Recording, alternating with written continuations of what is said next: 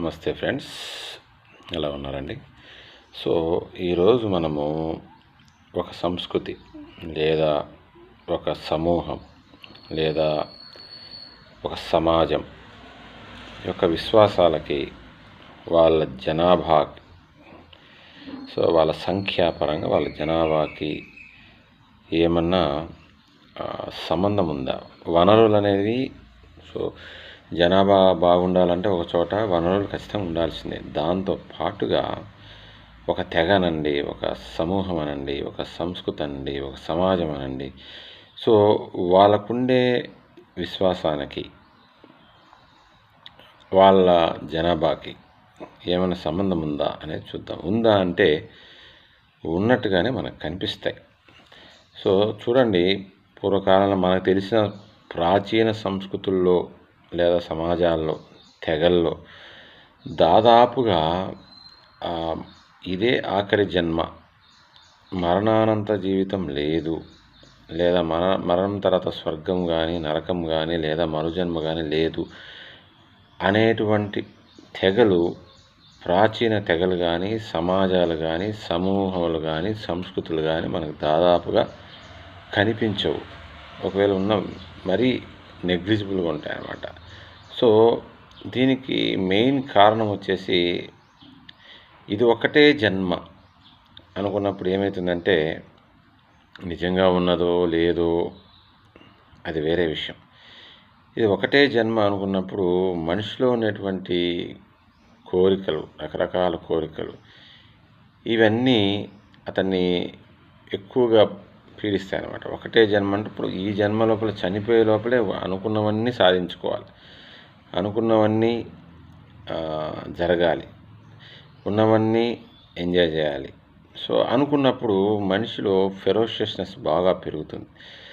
ఉన్నది లేదని నమ్మకం, అది ఆ వర్షన్కి మనం వెళ్ళట్లేదు. అలా అనుకున్నప్పుడు ఏమవుతుంది, రేపు లేదు, ఈరోజే లాస్ట్ అనుకున్నప్పుడు నువ్వు ఎలా బిహేవ్ చేస్తావు? ఓకే, చాలా లగ్జరియస్గా బతకాలనుకుంటావు. లగ్జరియస్గా బతకాలి అనుకున్నప్పుడు నువ్వు లగ్జరీస్ అనేవి నువ్వు అక్కడ ఎంత అనుభవించినా అవి తీరవు. నువ్వు ఒక్కడే 10 మందికి కావాల్సినటువంటి లగ్జరీస్ నువ్వు అనుభవిస్తావు. నీ లగ్జరీస్ వల్ల 10 మందికి కావాల్సిన నెసెసిటీస్ తీసేసుకుంటావు. అప్పుడు నువ్వు మోర్ ఫెరోషియస్గా మారుతావు, పక్క వాళ్ళ మీద అటాక్ చేసి వాళ్ళు లాక్కునేదానికి ట్రై చేస్తాం. దీని ఎఫెక్ట్ ఏమవుతుందంటే, ఆ సమూహంలో కానీ, అక్కడ ఉండేటువంటి ఇండివిజువల్స్లో కానీ ఒకరితో ఒకరు వైలెన్స్ అనేది బాగా పెరుగుతుంది అన్నమాట. వైలెన్స్ పెరిగినప్పుడు ఆటోమేటిక్గా ఆ సమూహము, ఆ సమాజము, ఆ తెగ యొక్క జనాభా తక్కువే ఉంటుంది. చూసుకోండి, కావాలంటే కూడా మీకు వేరే కొన్ని మతాల నమ్మకాలు పక్కన పెడితే కూడా చూడండి, ఎప్పుడైనా సరే ఎక్కువ యుద్ధానికి వెళ్ళినటువంటి, మనం ముఖ్యంగా చెప్పాలంటే క్యాస్ట్ అనుకోవాలి, అలాంటి క్యాస్ట్ ఒక జనాభా తక్కువే ఉంటుంది కదా.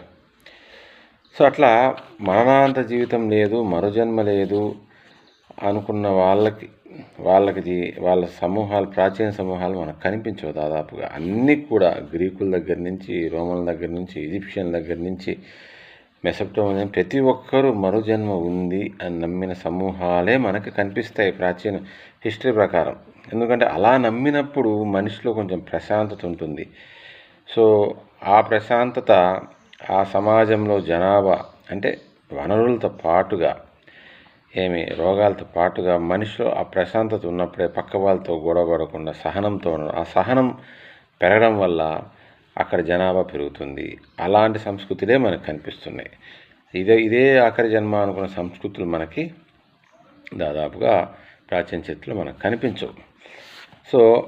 మరణాంతర జీవితం అది తక్కువ. ఇక్కడ ఈ కొన్ని జాతులు, ఆ తర్వాత నెక్స్ట్ ఏంటంటే ఆత్మ లేదు. ఓకే, మనుషులకు మాత్రమే ఆత్మ ఉంది. కొన్ని తెగలు అనుకోండి, కొన్ని విశ్వాసాలు, మనుషులకు మాత్రమే ఆత్మ ఉంది, జంతువులకు లేదు, లేదా ప్రకృతి దేవుడు ఒకటి కాదు, ప్రకృతి కంటే దేవుడి కంటే ప్రకృతి తక్కువ, మనిషి కంటే ప్రకృతి తక్కువ అని నమ్మినటువంటి సమూహాలు లేదా సంస్కృతులు లేదా తెగలు, అలాంటి విశ్వాసం కలిగినటువంటి వారు ఏం చేశారు? చరిత్ర ప్రకారం చూసుకుంటే వారు ప్రకృతిని ఇష్టం వచ్చినట్టు నాశనం చేసేసారు. ప్రకృతిని ఇష్టం వచ్చినట్టు నాశనం చేసేసారు. కానీ ప్రకృతి దేవుడు ఒక్కరే అనుకున్నటువంటి వాళ్ళకి ఏం జరిగింది? ప్రకృతిని వాళ్ళు నాశనం చేయలేదు.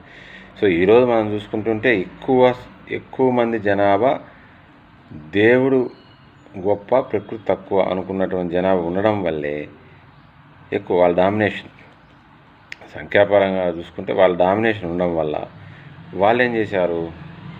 ఇప్పుడు ప్రకృతిని బాగా నాశనం చేస్తున్నారు. అది కూడా ఒక ప్రాబ్లం. సో ఒకవేళ ప్రపంచంలో వాళ్ళ జనాభా పెరిగినప్పటికి కూడా ఆ కాన్సన్ట్రేషన్ ఆఫ్ జనాభా తక్కువ ఉంది. ఎందుకని? ప్రకృతి తక్కువ అనుకున్నప్పుడు అక్కడ ప్రకృతిని నాశనం చేయడం వల్ల లగ్జరీస్ కోసము సో ఇంకో చోటికి మూవ్ కావాల్సి వస్తుంది.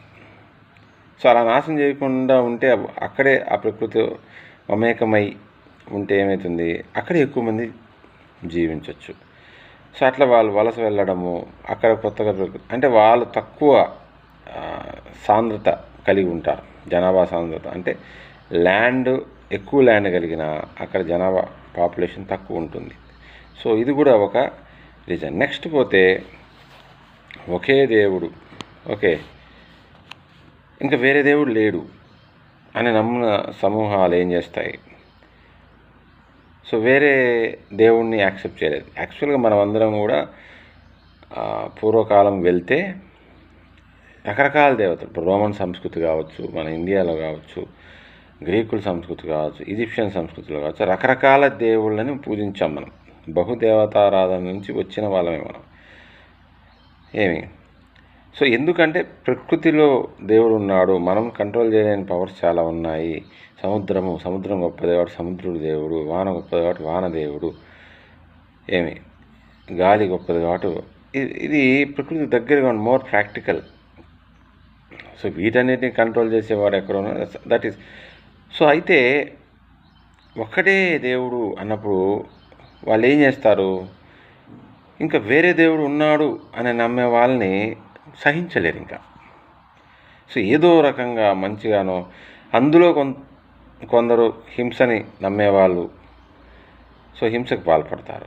అహింసను నమ్మేవాళ్ళు ఏం చేస్తారంటే హింసకు పాల్పడకపోయినా కానీ ఏదో రూపంలో మొత్తాన్ని వాళ్ళు మార్చాలనో వాళ్ళని చేయాలనో ప్రయత్నం చేస్తారు. అది కూడా ఒక రకంగా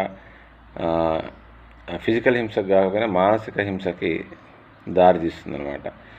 సో కాబట్టి మొత్తానికి మనము చూసుకుంటే మరణానంతర జీవితం ఉంది లేదా మరుజన్మ ఉంది అనుకున్న ప్రదేశాల్లో ఎక్కువ ప్రశాంతత కనిపిస్తుంది. ఆ ప్రశాంతత వల్ల అక్కడ ఎక్కువ మంది జనాభా నివసిస్తూ ఉంటారు. తక్కువ వనరులు ఉన్నప్పటికీ ఎక్కువ మంది జనాభా నివసిస్తూ ఉంటారు. సో దానికి మంచి ఉదాహరణ అని చెప్పుకో మన భారతదేశమే. సో ఈ most concentrated population in the world. Okay, అంటే ఎంత భూమికి ఎంత కాన్సన్ట్రేషన్ జనసాంద్రత అని తీసుకుంటే అది ఇండియాలోనే ఉంది.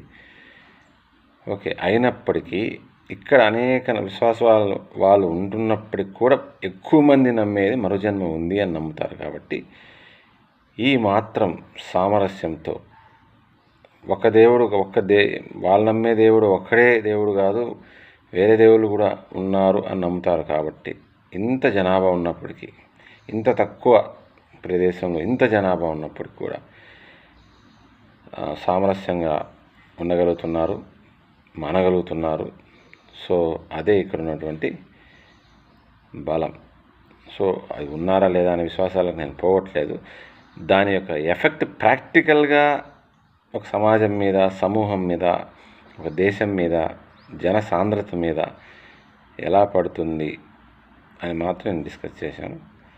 థ్యాంక్ యూ అండి. Thank you very much.